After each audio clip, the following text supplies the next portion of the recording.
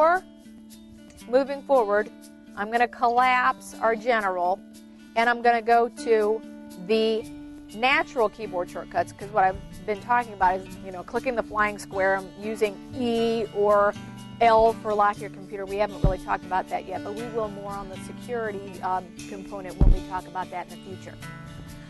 But we're looking at Windows R, which enables the Run dialog box. You'll remember that that's how I got to the control panel without double-clicking here and double-clicking there. Using Windows R will help you to traverse the folder structure by just typing your path in there, so that you won't have to double-click, double-click, double-click.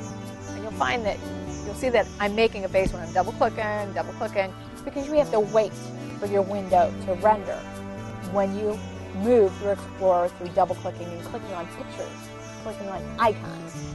Using the Run box is a lot faster because you're just using the path, using the path to go directly there. And I'll demonstrate that here shortly.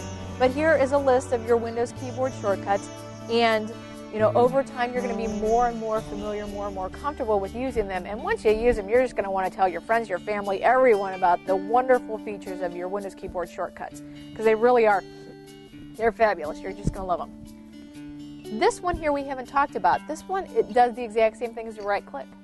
So when you're hovering over something, say for example I'm here and I hit the button on my keyboard, that enables my shortcut menu. My shortcut menu is my right click. So more to come, learning all of these buttons on your keyboard. What happens when I click this? You're going to be able to reveal those mysteries to yourself with using the help and support in Windows. So if you're wondering, Linda, how did I get there? Where did you go?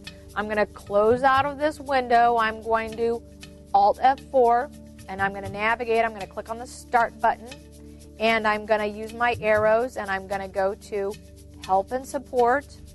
Once I click on Help and Support, I'm going to type in Windows Keyboard Shortcuts, and I'm going to go then to the Windows Keyboard Shortcut Overview, and there you'll find all the keyboard shortcuts. You're just going to be thrilled. Then now there are more keyboard shortcuts that are relative just to Excel, just to Word, just to PowerPoint, but you can find those keyboard shortcuts when you are in the program, when you go into the help segment of each application. But again, because we are doing this more on the Windows theory, this is just to help us with getting more comfortable with using our operating system, knowing how to get there, and if we've ever gone somewhere and we're thinking, oh my gosh, how did I get there? Oh, how do I undo that? Well, how did I get there? Many times people will brush up against something again and go someplace and they're like, dude. So this is a greater explanation of how did you get there and how do you get back.